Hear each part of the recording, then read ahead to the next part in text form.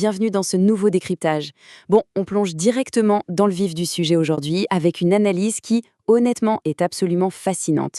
On va s'attaquer à l'économie de l'élevage de poulets en Afrique. Mais attention, on oublie les mythes, on oublie les fausses promesses qu'on voit un peu partout sur Internet. Ici, on va s'appuyer uniquement sur des données brutes, des chiffres réels et sans aucun filtre pour comprendre comment fonctionne vraiment ce secteur de l'agrobusiness. Allez, c'est parti. Regardez bien ça. C'est littéralement le jour et la nuit. À gauche, on a 47 000 francs CFA. À droite, 847 000 francs CFA. On parle d'un écart colossal de 800 000 francs par mois. Et le truc le plus fou dans tout ça, ces deux montants proviennent exactement de la même activité, l'élevage d'un lot de 500 poulets. C'est le même animal, la même taille de ferme, mais avec des résultats financiers qui n'ont absolument rien à voir. Alors forcément, on est en droit de se demander comment on explique un gouffre pareil. Pour résoudre ce mystère, le plan est très simple. 1. On va décortiquer le paradoxe de base de cet élevage. 2. On va sortir les calculatrices pour regarder les vrais chiffres bruts. 3. On pointera les 4 pièges mortels qui ruinent les éleveurs. Et 4. On terminera sur une note très positive avec les stratégies exactes pour maximiser ses revenus. Allez, on attaque tout de suite avec notre première partie, le paradoxe de l'élevage. Il faut vraiment comprendre la base du système avant d'aller plus loin. Pourquoi le chiffre 500 ? Eh bien, c'est l'échelle de base, le standard pour vraiment comprendre ce modèle économique. En fait, un cycle classique pour faire grandir un poulet de chair, ça dure à peu près 45 jours. Ce qui veut dire mathématiquement qu'on peut répéter l'opération 6 à 7 fois dans une seule année. C'est ce rythme effréné qui rend le truc si puissant. Mais attention, ça veut aussi dire que la moindre erreur, ou au contraire, la moindre bonne décision, va être multipliée de façon exponentielle sur l'année. On passe à notre deuxième partie. Les chiffres bruts. Fini de rêver, on va regarder la stricte réalité des coûts en face. Ok, faisons les comptes ensemble pour un lot de 500 oiseaux. Les poussins, c'est environ 75 000 francs CFA. Ensuite, la grosse claque, la nourriture. Ça monte direct à 210 000 francs CFA. On rajoute 25 000 pour les vaccins et médicaments, 15 000 pour l'eau, l'électricité et la litière, et 20 000 pour la main-d'œuvre. Bilan des courses, on arrive à un total de 345 000 francs CFA de charges par cycle. Vous voyez à quelle vitesse ça s'accumule. Et d'ailleurs, ça met en lumière un fait incontournable. Vous le voyez ? L'alimentation, c'est un véritable gouffre. Ça représente à elle seule entre 60 et 65% du budget total. C'est le nerf de la guerre, purement et simplement. Les données sont très claires là-dessus. Si on ne maîtrise pas le budget de l'alimentation, on ne maîtrise rien du tout. Bon, imaginons maintenant le scénario parfait du côté des rentrées d'argent. On part de nos 500 poussins. Si on bosse bien, on a un taux de perte maximum de 5%. Il nous reste donc 475 beaux poulets. Un poulet en pleine forme pèse environ 2,2 kg à la fin du cycle. Et au prix du marché normal, le kilo part à 1700 francs CFA. Un petit calcul rapide, 475 poulets x 2,2 kg x 1700 francs, boum. Ça nous donne un chiffre d'affaires brut super intéressant de 1 775 500 francs CFA.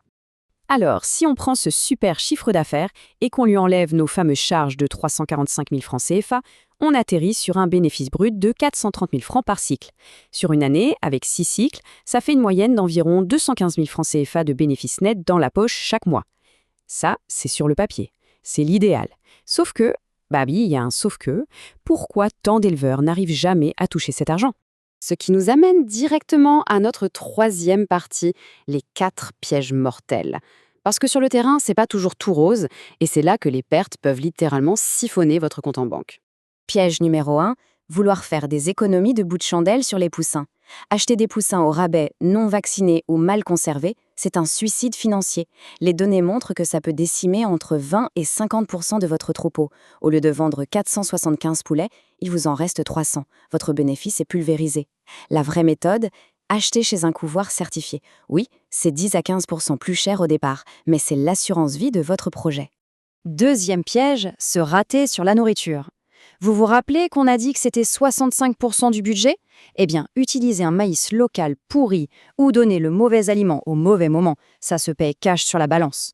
Vos poulets feront 1,8 kg au lieu des 2,5 kg espérés. Et vu qu'on vend au kilo, je vous laisse imaginer le trou dans la caisse à l'arrivée. Le troisième piège, c'est une question de timing. Les prix, ça monte et ça descend. En saison creuse, c'est 1200 francs le kilo, mais pendant les fêtes, comme Noël ou la Tabaski, ça s'envole jusqu'à 2500 francs. C'est énorme. Si vous ne calibrez pas vos cycles de 45 jours pour tomber pile poil pendant ces périodes fastes, vous laissez littéralement des montagnes d'argent sur la table. Et enfin, le quatrième piège, le grand classique qui achève les débutants, n'avoir aucune trésorerie de côté.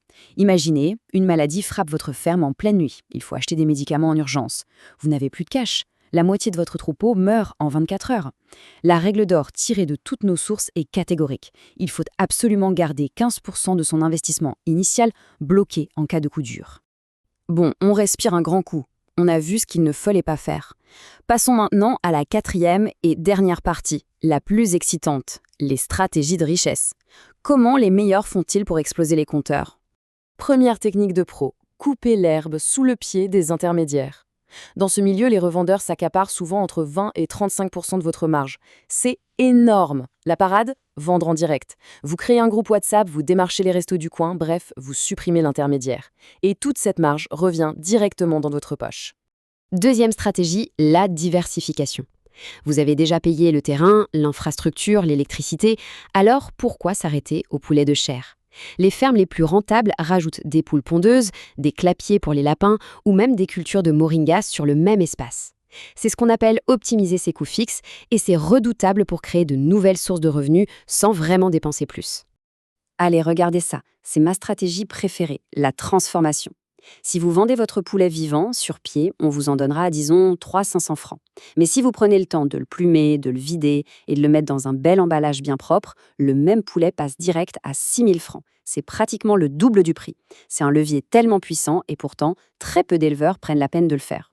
Et pour finir, la quatrième stratégie, c'est le passage à l'échelle, mais de façon intelligente. Si vous décidez de passer de 500 à 1000 poulets, vos coûts totaux ne vont pas doubler. L'analyse montre qu'ils n'augmentent que de 60%. Pourquoi? Eh bien parce que votre bâtiment, vous l'avez déjà. Votre matériel, vous l'avez déjà. C'est là que la magie des mathématiques opère et que l'effet de levier crée une vraie richesse. Tout ça, au final, nous explique notre fameux écart de 800 000 francs du tout début. J'adore cette phrase qui résume parfaitement les données qu'on vient de voir. Ce n'est pas une question de chance, c'est une question de méthode. Les rois de l'agrobusiness ne croisent pas les doigts en espérant que ça marche. Ils esquivent les pièges et ils appliquent ces multiplicateurs à la lettre. C'est une science.